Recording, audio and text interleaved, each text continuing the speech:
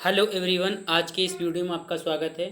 आज के इस वीडियो में हम आपका ड्राइंग सब्जेक्ट जो है उसका दूसरा चैप्टर का दूसरा लेक्चर लेके आए हैं। पहले लेक्चर में हमने 30 क्वेश्चन डिस्कस कर लिए थे जो कि अर्थिंग से रिलेटेड था।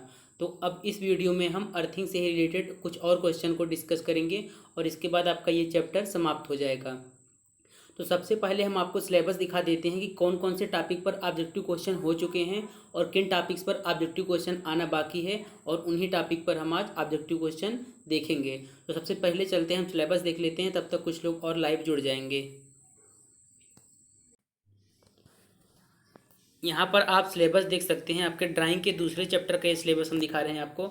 यहाँ पे आप देखिए, अर्थिंग पढ़ना है, टाइप्स ऑफ अर्थिंग पढ़ना है, इसके बाद प्रोसीडर और ये सब चीज़ें हम इस पर ऑब्जेक्टिव क्वेश्चन बता चुके हैं।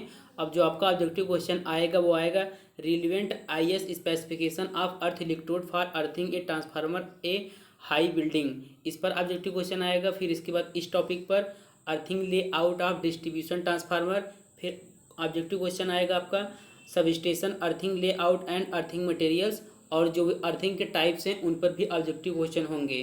तो चलिए हम शुरू करते हैं और ऑब्जेक्टिव क्वेश्चन को देखते हैं। तो अब हम स्टार्ट करते हैं। आप अगर पिछला वीडियो इसका देखे हैं तो जो हमने 3 बजे क्लास किया था उसमें हमने आपको 31 क्वेश्चन डिस्कस किए थे, 31 क्वेश्चन बताए थे ऑब्जेक्टिव। तो अगर आप पिछला वीडियो नहीं देखें तो पिछला वीडियो देख लीजिए। अब यहाँ पर हम 32 नंबर क्वेश्चन से स्टार्ट करेंगे। तो 32वां क्वेश्चन जो आपका है वो क्या कर रहा है कि फायर अर्थिंग कहा जाता है। तो पहला ऑप्शन है आपके सामने रॉड अर्थिंग को, प्लेट अर्थिंग को, पाइप अर्थिंग को और स्ट्रिप अर्थिंग को।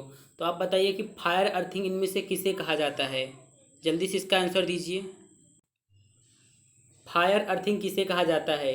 कई जगह पर इसका जो आंसर दिया है वो स्ट्रिप अर्थिंग है, लेकिन ये आंसर जो है ये रॉन्ग है। स्ट्रिप अर्थिंग नहीं होगा, ये फायर अर्थिंग को रॉड अर्थिंग के नाम से भी जाना जाता है। इसमें से पहला ऑप्शन आपका सही है।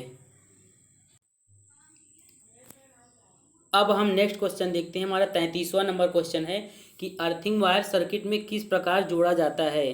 तो पहला ऑप्शन है पैरेलल में, और दूसरा ऑप्शन है सीरीज में, और तीसरा है नन ऑफ अबव। तो आप लोग इसका जल्दी से आंसर दीजिए कि अर्थिंग वायर को हम किस सर्किट में जोड़ते हैं, पैरेलल में कि सीरीज में, या इनमें से कोई नहीं। तो जल्दी से इसका आंसर दीजिए। अर्थिंग वायर को सर्किट में हम जोड़ते हैं, पैरेलल में जोड़ते हैं। क्यों जोड़ते हैं? देखिए, अर्थिंग वायर अर्थिंग करने का हमारा मेन मकसद होता है, अर्थिंग वायर के लिए हमको रेजिस्टेंस जो है लो रखना होता है, और जब हम इसको पैरेलल में कनेक्ट करते हैं तो रेजिस्टेंस क्या होता है, कम हो जाता है। इसलिए हम अर्थिंग वायर को सर्किट में पैरेलल में कनेक्ट करते हैं। अब हम अगला क्वेश्चन देखते हैं। हमारा अगला क्वेश्चन है 34 नंबर क्वेश्चन कह रहा है कि ट्रांसमिशन लाइन में किस अर्थिंग का प्रयोग होता है।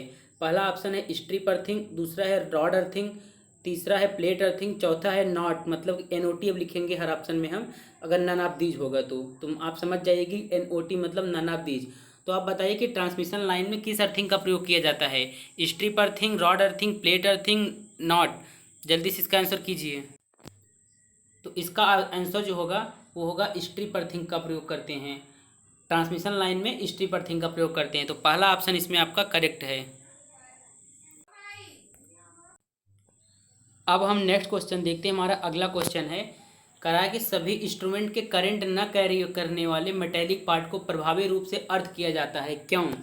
कहने का मतलब है कि मतलब कोई भी इंस्ट्रूमेंट है अगर उसमें करंट नहीं प्रवाहित हो रहा है तो उस मेटेलिक पार्ट को हम अर्थिंग कर देते हैं। क्यों करते हैं?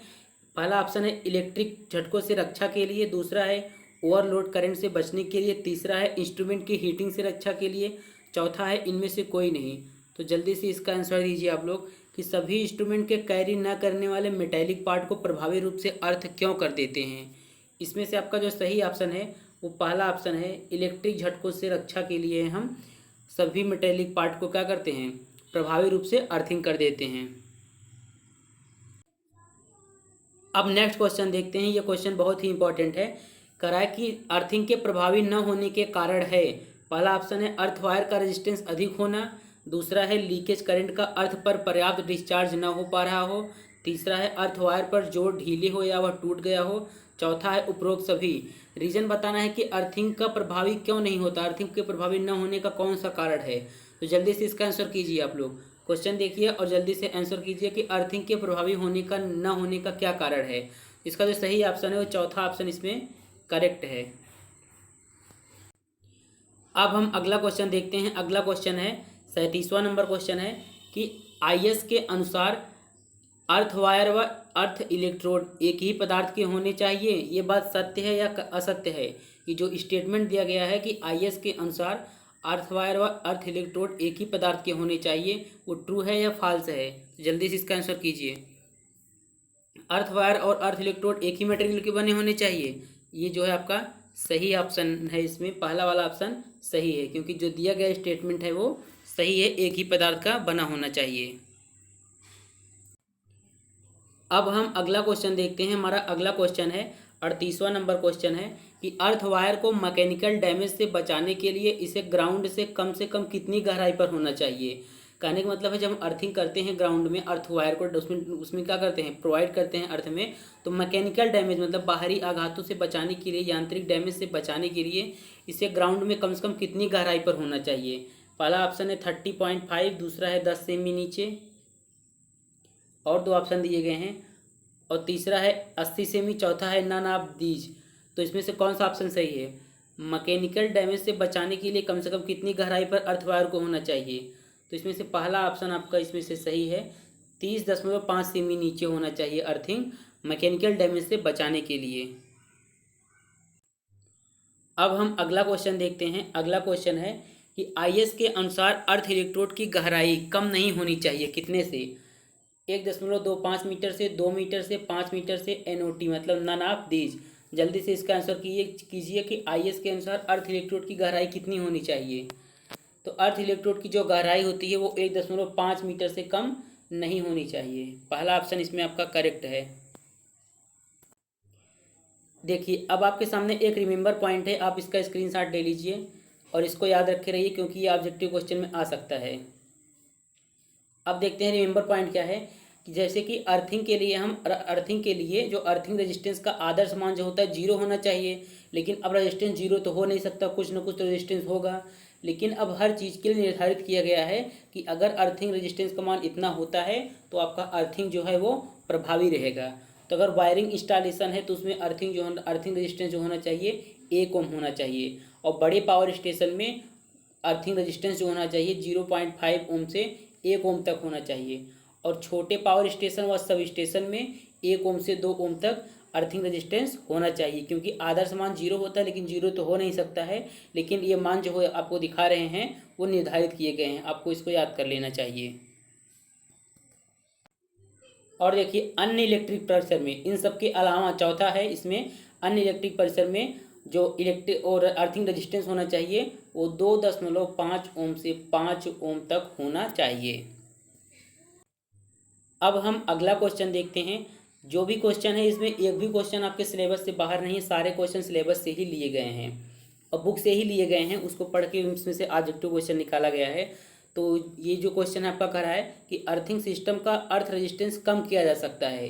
तो आप जाके सिलेबस देखिए, वहाँ पे एक टॉपिक होगा कि अर्थिंग रेजिस्टेंस को कैसे कम किया जाता है, उसी से क्वेश्चन लिया गया है कि अर्थिंग सिस्टम का अर्थ रेजिस्टेंस हम कैसे कम कर सकते हैं। पहला ऑप्शन है कि अर्थ इलेक्ट्रोड है उसके चारों ओर 1.5 मीटर से 2 मीटर तक खुदाई करने से, दूसरा है समांतर में अर्थिंग जोड़कर, और तीसरा है अर्थ इलेक्ट्रोड का सतत क्षेत्रफल बढ़ाने व उसकी गहराई बढ़ाने पर, और चौथा है उपरोक्त सभी। तो अर्थ रेजिस्टेंस, किसी भी अर्थिंग सिस्टम में अर्थ रेजिस्टेंस को कैसे कम किया जा सकता है, इसको जल्दी से आंसर कीजिए आप, कौन सा ऑप्शन इसमें से सही है। तो अर्थ रेजिस्टेंस को कम करने के लिए ये तीनों विधियां प्रयोग में लाई जाती हैं, पहला, दूसरा और तीसरा, इसलिए इसमें आपका चौथा ऑप्शन जो है वो करेक्ट है। अब हम क्वेश्चन नंबर 41 देखते हैं। 41 नंबर क्वेश्चन क्या है कि आईई मतलब इंडियन इलेक्ट्रिसिटी नियम 1956 के अनुसार अनिवार्य रूप से ग्राउंड किया जाना चाहिए। मतलब कि 1956 नियम के अनुसार किन किन पॉइंट को अनिवार्य रूप से निर्धारित किया जाना चाहिए। पहला है मेटालिक स्विच, दूसरा है कूलर, तीसरा है स्विच बोर्ड, चौथा है उपरोक्त सभी। तो आप बताइए 1956 नियम के अनुसार किस किस इनमें से जो पॉइंट दिए गए हैं 4 ऑप्शन, इनमें से किसको हमें मतलब अनिवार्य रूप से ग्राउंड किया जाना चाहिए। तो जल्दी से इसका आंसर कीजिए आप, इनमें से किसको ग्राउंड किया जाना चाहिए। इसमें से तो आपका जो ऑप्शन सही हो, चौथा ऑप्शन वो करेक्ट है। तो इसमें आपका सही ऑप्शन है वो चौथा सही है। अब हम नेक्स्ट क्वेश्चन देखते हैं। 42 नंबर क्वेश्चन है, कह रहा है कि लकड़ी के पोल या पीसीसी पोल के लिए की जाने वाली अर्थिंग को कहा जाता है। तो पहला ऑप्शन है कॉइल अर्थिंग, दूसरा है रॉड अर्थिंग, तीसरा प्लेट अर्थिंग, चौथा है एनओटी मतलब नन ऑफ दीज। तो लकड़ी के पोल या पीसीसी पोल के लिए की जाने वाली अर्थिंग को क्या कहते हैं? जल्दी से इसका आंसर कीजिए आप लोग। इसमें आपका जो सही ऑप्शन है, तो लकड़ी के पोल हो गया या आप पीसीसी पोल हो गया, उसके अर्थिंग के लिए जो हम अर्थिंग करते हैं उसे बोलते हैं कॉइल अर्थिंग। आप लोग देखे होंगे घरों में, घर के पास जो लकड़ी के पोल होते हैं वहाँ पे कॉइल अर्थिंग की जाती है। जो एक मतलब पोल रहता है और फिर पोल के साथ यहाँ पे ऐसे देखे होंगे आप कि एक ऐसे ज़मीन में गया रहता है, इसी को बोलते हैं कॉइल अर्थिंग। अब अगला क्वेश्चन देखते हैं, क्वेश्चन नंबर 43। क्वेश्चन नंबर 43 क्या कह रहा है कि अर्थ वायर किसके आकार के आधार पर, किस मतलब यहाँ पे कुछ फिल करना है, आकार के आधार पर निर्धारित किया जाता है। पहला ऑप्शन है voltage of the service line, दूसरा है current carrying capacity of the service line, तीसरा है एटमॉस्फेरिक कंडीशन, चौथा है एनओटी मतलब नन ऑफ दीज। तो अर्थ वायर किस बेसिस के आधार पर निर्धारित किया जाता है, किसके आकार के आधार पर? तो इसमें से जो सही ऑप्शन है जल्दी से आप उसको बताइए कौन सा सही ऑप्शन है इसमें। तो इसमें जो सही ऑप्शन है आपका दूसरा ऑप्शन वो करेक्ट है। Current capacity of the service line के आकार के आधार पर हम अर्थ वायर का आकार निर्धारित करते हैं। अब हमारा नेक्स्ट क्वेश्चन है, अगला क्वेश्चन क्या कह रहा है यहाँ पे देखिए। 44 नंबर क्वेश्चन है कि which from the following represent the ground और अर्थ सिंबल। तो अर्थिंग या ग्राउंडिंग का सिंबल कौन सा है? पहला सिंबल देख लीजिए आप लोग, ये पहला सिंबल है, ये दूसरा, ये तीसरा और ये चौथा। तो कौन सा इसमें से सही है? जल्दी से इसको बताइए कौन सा सही है इसमें।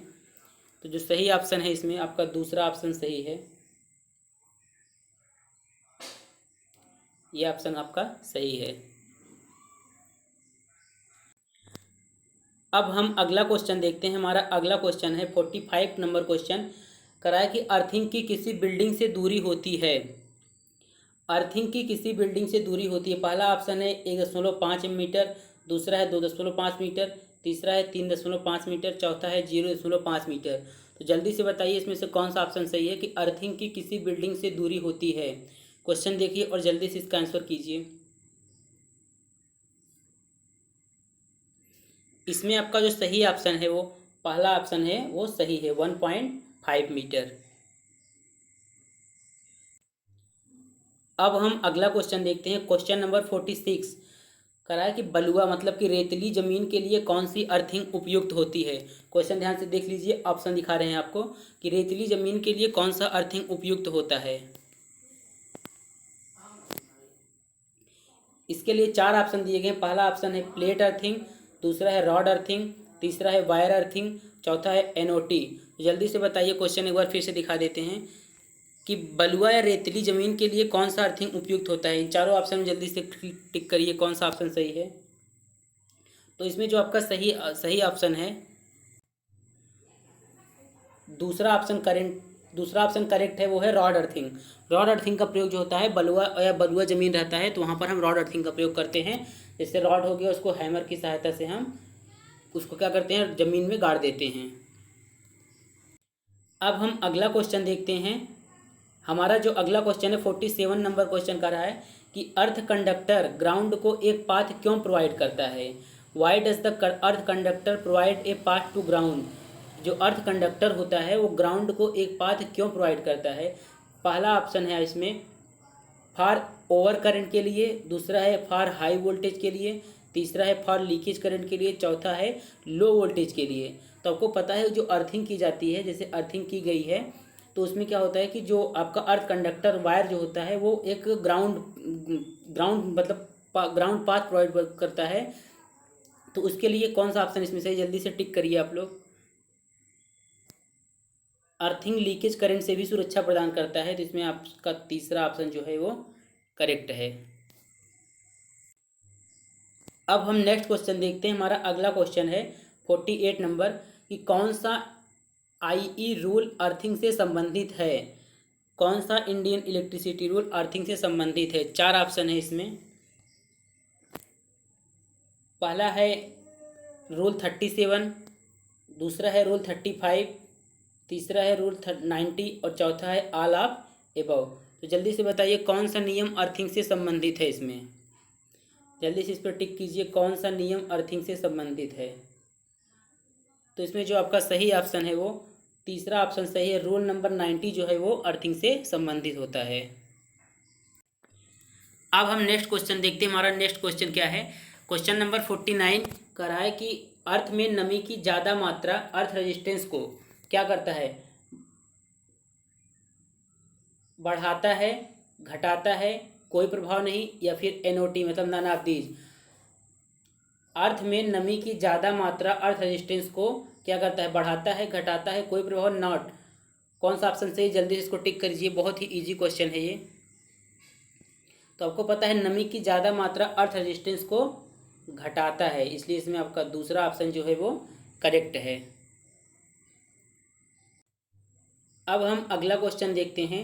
हमारा क्वेश्चन नंबर 50 है। क्या कह रहा है कि जीआई पाइप का व्यास क्या है जिसके माध्यम से पृथ्वी के तार को बाहर निकालने की आवश्यकता होती है? 4 ऑप्शन है इसके। पहला ऑप्शन है 13 mm डायामीटर, दूसरा ऑप्शन है 15 mm डायामीटर, तीसरा ऑप्शन है 19 mm डायामीटर और चौथा ऑप्शन है 6 mm डायामीटर। तो जल्दी से आप इसको बताइए कौन सा ऑप्शन इसमें से सही है। क्वेश्चन एक बार देख लीजिए कि जीआई पाइप का व्यास क्या है जिसके माध्यम से पृथ्वी के तार को बाहर निकालने की आवश्यकता होती है?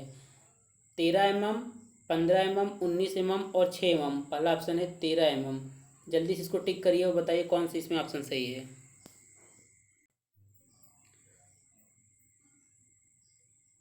तो इसमें जो आपका सही ऑप्शन है वो 13 mm आपका सही है। अब हम अगला क्वेश्चन देखते हैं। अगला क्वेश्चन है आपका क्वेश्चन नंबर 51 कि स्ट्रिप अर्थिंग के लिए उपयोग की जाने वाली कापर स्ट्रिप्स का डायमेंशन क्या है? 25 mm to 4 mm, 25 mm into 3 mm, 30 mm to 4 mm और चौथा ऑप्शन है 30 mm to 3 mm।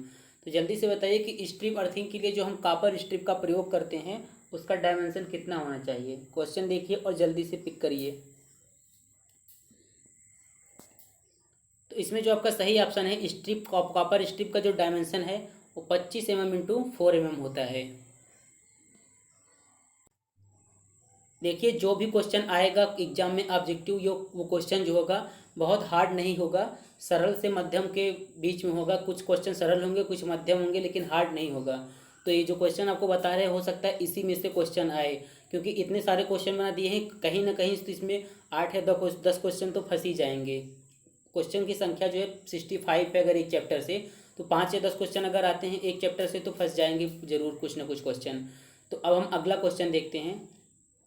Question number 52 है लार्ज पावर स्टेशन के लिए अर्थिंग प्रतिरोध का मान क्या होना चाहिए? हमने आपका रिमेंबर पॉइंट में आपको नोट करा दिया था कि लार्ज पावर स्टेशन के लिए अर्थिंग प्रतिरोध का मान क्या होना चाहिए। तो चलिए ऑप्शन देखते हैं। पहला ऑप्शन है 1 ओम, दूसरा है 0.5 ओम, तीसरा है 2 ओम, चौथा है 5 ओम। तो जल्दी से इसका आंसर बताइए कि लार्ज पावर स्टेशन के लिए अर्थिंग प्रतिरोध का मान क्या होना चाहिए? 1, 0.5, 2 और 5। बाकी 2 ऑप्शन लिख देते हैं, 2 और ये 5। 4 ऑप्शन हो गए। पहला ऑप्शन 1, दूसरा 0.5, तीसरा 2, चौथा 5। कितने ओम होना चाहिए अर्थिंग प्रतिरोध लार्ज पावर स्टेशन के लिए? इसमें जो आपका सही ऑप्शन है वो दूसरा ऑप्शन सही है। लार्ज पावर स्टेशन के लिए अर्थिंग प्रतिरोध का मान 0.5 ओम होना चाहिए। अब हम अगला क्वेश्चन देखते हैं। क्वेश्चन नंबर है 53। ये क्वेश्चन बहुत इंपॉर्टेंट है और जो आपका सिलेबस दिया गया है सब स्टेशन वगैरह दिया गया है उससे लिया गया है। तो ये क्वेश्चन क्या कर रहा है कि 11 kV सब स्टेशन में किस प्रकार की अर्थिंग पाई जाती है? ये आप लोग जल्दी से बताइए 11 kV सब स्टेशन में किस प्रकार की अर्थिंग पाई जाती है। बहुत ही इंपॉर्टेंट क्वेश्चन है ये। Plate type earthing, strip type, pipe type, NOT मतलब नन ऑफ दीज। जल्दी से आंसर करिए इसका। 11 kV सब स्टेशन में जो अर्थिंग का टाइप होता है वो किस प्रकार का होता है? Plate, strip, pipe, none of these. तो इसमें जो सही ऑप्शन है वो दूसरा ऑप्शन सही है, कि 11 केवी सब स्टेशन में स्ट्रिप टाइप की अर्थिंग पाई जाती है। अब हम अगला क्वेश्चन देखते हैं। क्वेश्चन नंबर 54 है, करा कि आवासीय क्वार्टरों मतलब रेजिडेंटल क्वार्टर जो होते हैं उनके लिए अर्थिंग पृथ्वी प्रतिरोध लिखा है, मतलब अर्थिंग रेजिस्टेंस का वैल्यू कितना होता है। रेजिडेंटल क्वार्टर जो होते हैं उनके लिए अर्थ रेजिस्टेंस का वैल्यू कितना होता है। पहला ऑप्शन है 1 ओम, दूसरा है 5 ओम, और जो तीसरा ऑप्शन है आपका वो है 8 ओम, और चौथा है 10 ओम। तो कौन सा ऑप्शन सही, जल्दी से पिक करिए कि रेजिडेंटल क्वार्टर के लिए पृथ्वी प्रतिरोध मतलब अर्थ रेजिस्टेंस मूल्य क्या है। तो इसमें से जो आपका सही ऑप्शन है वो दूसरा ऑप्शन सही है, 5 ओम होता है। रेजिडेंटल क्वार्टर के लिए अर्थिंग रेजिस्टेंस का मान जो होता है 5 ओम होता है। अब हम अगला क्वेश्चन देखते हैं। क्वेश्चन नंबर 55 क्या कह रहा है कि अर्थिंग उपयंत्र को प्रोटेक्ट करने में सहायता नहीं करता है। पहला है ट्रू, दूसरा फॉल्स, मतलब जो स्टेटमेंट है वो सही है कि गलत है। आप जल्दी से बताइए कि अर्थिंग जो होता है किसी भी उपयंत्र को, किसी भी इंस्ट्रूमेंट को प्रोटेक्ट करने में सहायता नहीं करता है। तो जल्दी से बताइए पहला है या दूसरा, कि सही है बात, ये गलत है।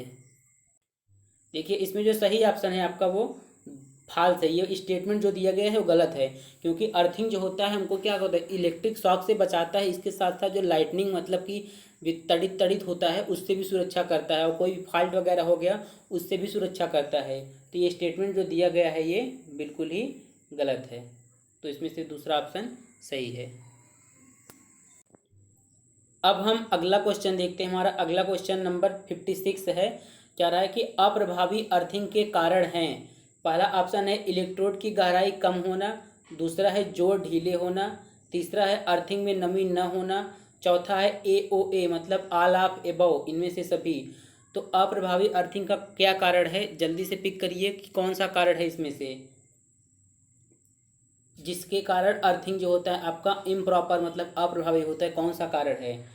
तो जो अप्रभावी अर्थिंग का कारण है वो इलेक्ट्रोड की गहराई कम होने से भी हमारी अर्थिंग इम्प्रॉपर रहती है, जो ढीला होता है तब भी इम्प्रॉपर रहती है, अर्थिंग में नमी अगर नहीं होती है तो अर्थ रेजिस्टेंस कम होता है, इससे क्या होता है आपका अर्थिंग इम्प्रॉपर रहता है। इसलिए इसमें आपका चौथा ऑप्शन जो है करेक्ट है, ऑल ऑफ एबव। ये सभी कारण हैं इम्प्रॉपर अर्थिंग के।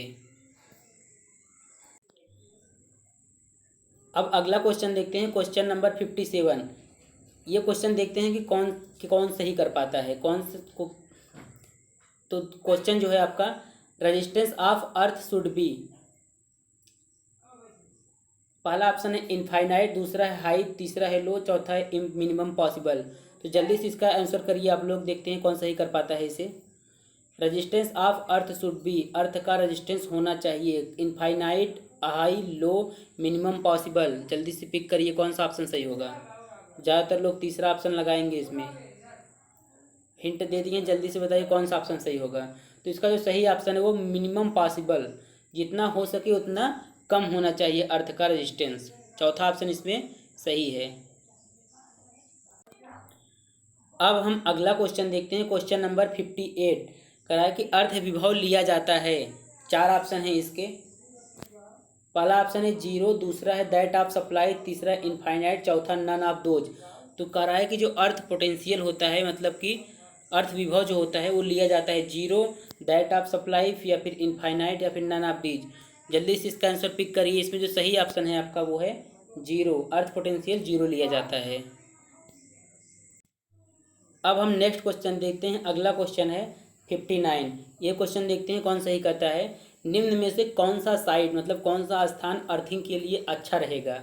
चार स्थान को इसमें दिया गया है। Clayey soil, dry and Rocky मतलब चट्टान या सूखे स्थान पर अर्थिंग अच्छा रहेगा, वेट मैसी ग्राउंड मतलब हल्का गीला ग्राउंड, या फिर डैम्प एंड वेट सैंड पिट मतलब जहाँ पर बालू हो और वह क्या हो, गीला भी हो। कौन सा स्थान इसमें सही रहेगा, जल्दी से आप आंसर चूज करके बताइए कि कौन सा साइड अर्थिंग के लिए इसमें से अच्छा होगा। जल्दी से बताइए इसका आंसर। तो इसमें जो आपका सही ऑप्शन है वो है वेट मैसी ग्राउंड, क्योंकि क्या है जहाँ पर वेट मतलब जहाँ नमी रहती है वहाँ पर रेजिस्टेंस जो है आपका, जो रेजिस्टेंस है वो आपका डिक्रीज हो जाता है, और हमें डिक्रीज रेजिस्टेंस ही चाहिए होता है। अब हम अगला क्वेश्चन देखते हैं। अगला क्वेश्चन है क्वेश्चन नंबर 60 कि अर्थ इलेक्ट्रोड किस फॉर्म में हो सकता है। पहला है स्ट्रिप और वायर, दूसरा है रॉड, तीसरा है पाइप, चौथा है प्लेट और पांचवा है एनी ऑफ एबव। तो जो आपका अर्थिंग इलेक्ट्रोड है वो किस रूप में हो सकता है? तो आपको पता है अर्थिंग इलेक्ट्रोड इन सभी रूपों में हो सकता है, इसलिए इसमें आपका पांचवा ऑप्शन सही है। इनमें से कोई भी एक हो सकता है। अब हम अगला क्वेश्चन देखते हैं। अगला क्वेश्चन है आपका अर्थ वायर होना चाहिए। क्वेश्चन नंबर 61 है, अर्थ वायर होना चाहिए। विद्युत का अच्छा सुचालक, यांत्रिक रूप से मजबूत, तीसरा है 1 और 2 और चौथा है यांत्रिक रूप से मजबूत लेकिन विद्युत का खराब सुचालक। तो जल्दी से आंसर पिक करिए कि अर्थ वायर कैसा होना चाहिए। विद्युत का अच्छा चालक होना चाहिए या फिर आंतरिक रूप से मजबूत होना चाहिए या फिर इनमें से दोनों होना चाहिए। तो कौन सा सही है, जल्दी से इसमें से पिक करिए आप लोग। तो जो अर्थ वायर होना चाहिए वो आपका दोनों ऑप्शन इसमें सही है, ऊपर के पहला और दूसरा। जो अर्थ वायर मतलब कि आपका विद्युत का अच्छा सुचालक भी होना चाहिए और यांत्रिक रूप से मजबूत भी होना चाहिए। अब हम अगला क्वेश्चन देखते हैं। अगला क्वेश्चन है क्वेश्चन नंबर 63। तो गैल्वेनाइज्ड स्टील वायर का प्रयोग किया जाता है। तो पहला ऑप्शन है इसमें स्टे वायर, दूसरा है अर्थ वायर, तीसरा है स्ट्रक्चरल कंपोनेंट, चौथा है ऑल ऑफ एबव। तो आप बताइए कि गैल्वेनाइज्ड स्टील वायर का प्रयोग कहाँ कहाँ किया जाता है। एक तो आपको पता होगा कि अर्थ वायर में किया जाता है, लेकिन अब कंफर्म करिए कि स्टे वायर और इसमें होता है कि नहीं। अगर इन दोनों में होता है तो आपका चौथा ऑप्शन सही है, अगर इन दोनों में नहीं होता है तो आपका दूसरा ऑप्शन सही है। तो जल्दी से पिक करिए कौन सा ऑप्शन इसमें से सही है। गैल्वेनाइज्ड स्टील वायर का प्रयोग किया जाता है। तो आपको बता दें गैल्वेनाइज्ड स्टील का प्रयोग जो होता है अर्थ वायर में भी होता है, स्टे वायर में भी और स्ट्रक्चरल कंपोनेंट में भी होता है, इसलिए इसमें आपका चौथा ऑप्शन जो है वो सही है। ये सारे क्वेश्चन एग्जाम के लिए बहुत इंपॉर्टेंट हैं। आप लोग इस क्वेश्चन को वीडियो देख के नोट करते चलिए और बाकी इसका पीडीएफ हम कब देंगे आपको बता चुके हैं। जब आपका ड्राइंग सब्जेक्ट खत्म हो जाएगा तब इसका हम पीडीएफ आपको 1 या 2 दिन बाद प्रोवाइड करेंगे। तो आज का आपका अर्थिंग चैप्टर था वो समाप्त हुआ यहीं पे। अर्थिंग चैप्टर हमने आपको टोटल बताया 65 क्वेश्चन। और 65 क्वेश्चन अगर आप तैयार कर लेते हैं तो ये इतने क्वेश्चन कम नहीं है, आसानी से एग्जाम में आप अर्थिंग से रिलेटेड जो भी क्वेश्चन आएगा उसको सॉल्व कर लेंगे। लेकिन ज़रूरी है आप थ्योरी पढ़ लें, बिना थ्योरी के ऑब्जेक्टिव क्वेश्चन रटना बहुत मुश्किल है, इसलिए आप थ्योरी पढ़ लें। बाकी आप जो कल वीडियो आएगा आपको टाइमिंग बता देते हैं, वीडियो कब कब लाते हैं।